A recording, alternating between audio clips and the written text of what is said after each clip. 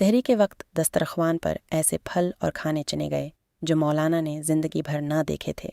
याकूत जैसे सरख अन्नार, चांदी जैसे सफ़ेद चावल और मशरूबात जो पीने से सारी थिकन दूर हो जाती। मौलाना अब्दुल्ला के लिए वो दिन किसी ख्वाब से कम न थे और सुबह सूरज निकलने से पहले ही सहरी का दस्तरख्वान सज जाता।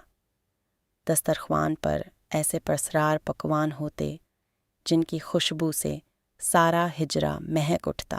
एक बार मौलाना ने जोलकर से पूछा, भाई ये फल कहाँ के हैं? मैंने अपनी पूरी ज़िंदगी में ऐसी मिठास और खुशबू कहीं नहीं देखी। जोलकर के लब्बों पर मुस्कुराहट आई। मौलाना साहब, ये हमारे ख़ास बागात की सौगात हैं जो आम नज़र से ओझल रहते हैं। ये आपकी खिदमत का सलाह है। दिन गुजरते गए और मौलाना ने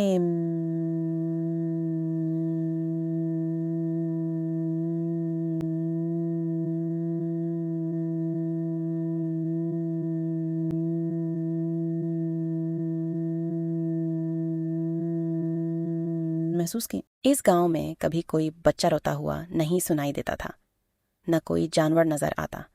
बाजार थे मगर वहां शूर और गल नहीं था। मस्जिद में जब वो तरावीह पढ़ाते तो मुक्तदियों की तादाद इतनी ज़्यादा हो जाती कि सफ़ें मस्जिद से बाहर निकल जाती मगर कदमों की आवाज़ सुनाई न देती।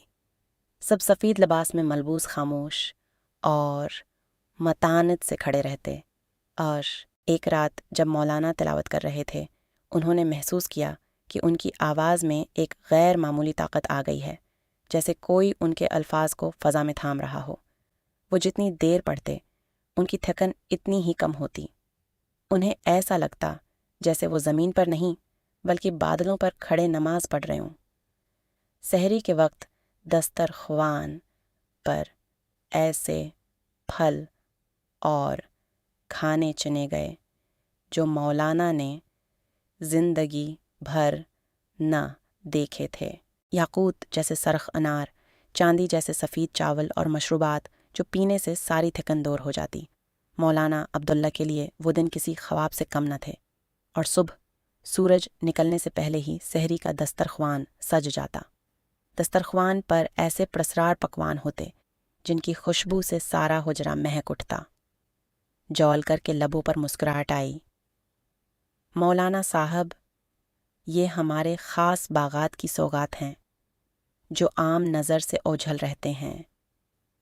ये आपकी खिदमत का सलाह है। दिन गुजरते गए और मौलाना ने एक अजीब बात महसूस की। इस गांव में कभी कोई बच्चा रोता हुआ नहीं सुनाई देता था, न कोई जानवर नज़र आता। बाजार थे मगर वहाँ शूर उगल नहीं था। मस्जिद में जब वो तरावीह पढ़ाते तो मुक्तदियों की तादाद इतनी ज़्यादा हो जाती कि सफ़ें मस्जिद से बाहर निकल जाती मगर कदमों की आवाज़ सुनाई न देती। सब सफ़ेद लिबास में मलबूस खामोश और मतानत से खड़े रहते। एक रात जब मौलाना तलावत कर रहे थे, उन्होंने महसूस किया कि उनकी आवाज़ में एक गैर मामूली ताकत आ गई है, जैसे कोई उनके अल्फाज को फ़ज़ा में थाम रहा हो। वो जितनी देर पढ़ते उनकी थिकन इतनी ही कम होती।